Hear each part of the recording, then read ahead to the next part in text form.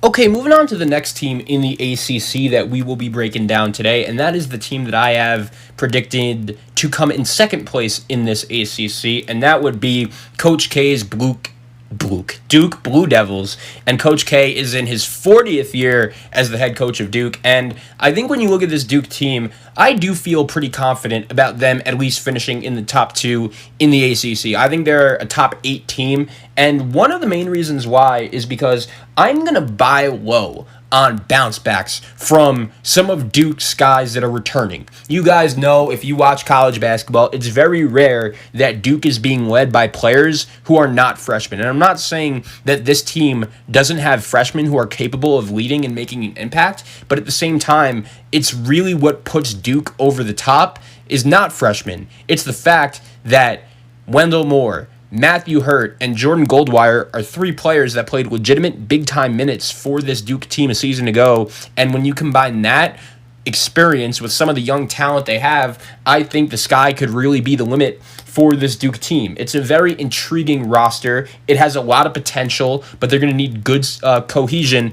And I do give Mike Krzyzewski credit because I really like the way he was able to construct this roster. There are a lot of upside in the freshmen and the sophomores, but let's go to the sophomores for a bit. Wendell Moore Jr. and Matthew Hurt. These are 2 guys that played big minutes last year, but they weren't great. They had some good moments, but they were a little inconsistent, and I believe that when you take those guys playing in their second year in this Duke system and combine that with them playing with elite freshman talent plus Coach K, I think with all of that being combined together, Duke has a very good chance to have a very good season. And I feel like when you compare this team to some of your other Duke teams of the past, there's no Zion Williamson, there's no Marvin Bagley, there isn't really a Vernon Carey. But at the same time, I think if you're being led by Jalen Johnson and then hopefully Matthew Hurt or Wendell Moore takes a really big step forward, plus you have Jeremy Roach, plus DJ Stewart and Mark Williams and Jordan Goldwire, I do think once everyone does find their role for this Duke team, they will be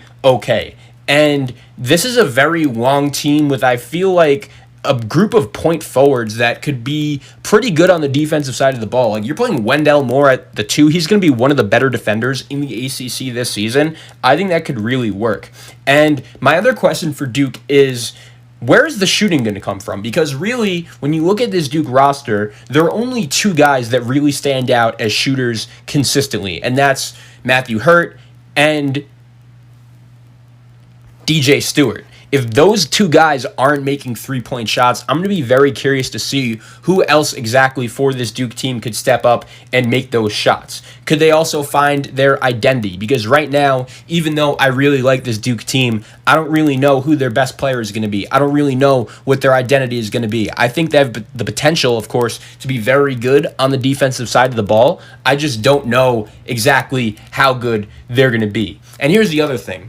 Everyone knows that this Duke team lost Vernon Carey and Trey Jones and Cassius Stanley, and we all know just how important those guys were to Duke. Trey Jones was a multi-year player, and that's another reason, to be honest, why I like Wendell Moore and Matthew Hurt to improve a little bit this season is because, yeah, you could say Trey Jones was a significantly better player than them and played more as a freshman than both of those guys did and was at least more impactful. But Trey Jones at this time last year, I did not expect him to be as good as he was. I think he turned himself into a guy that you could argue was one of the 2 or 3 best point guards in all of college basketball last year. I was super impressed with what he did, and to be honest, I didn't really expect it to happen. And I feel like last year, Wendell Moore and Matthew Hurt were 2 guys that did show some flashes at some points, but at the same time, in order for this Duke team to really hit their ceiling, I believe they're just going to have to be a little more consistent with that. And for Wendell Moore, he's going to be sharing the backcourt with Jeremy Roach. I'm curious to see how exactly that looks because Jeremy Roach is a point guard. I get it, but at the same time, he's a little bit of that combo guard in him. He could score a little bit too, so I'm curious to see what exactly is the style he plays with.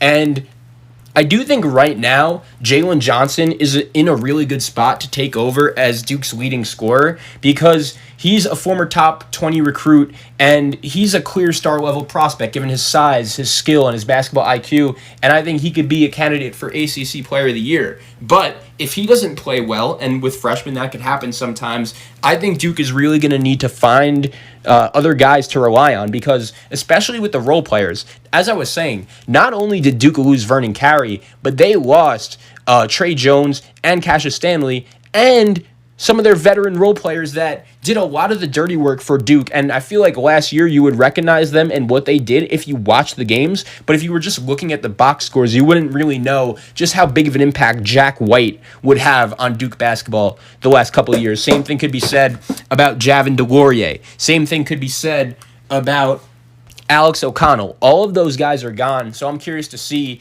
if guys like Patrick DePay, the transfer for Columbia, who's going to come in and be that starting big man, I think he might get the treatment of play, all right, the first 5 minutes of the game to start, and then the first 5 minutes of the second half after that, and then we'll see what kind of a role Coach K gives him. But there are going to be a lot of guys on this Duke bench competing for big-time minutes. I'm a big fan of this kid, Henry Coleman. He's 6'8", super athletic. I think he's going to eventually play himself into some consistent playing time. Same with Jordan Goldwire. He's played some big-time minutes for the past 2 years on this Duke team. He's obviously very familiar with the system, and there are some people that are, when they're projecting the Duke rotation, that actually don't think Jordan Goldwire is going to get significant minutes for this Duke Blue Devil team.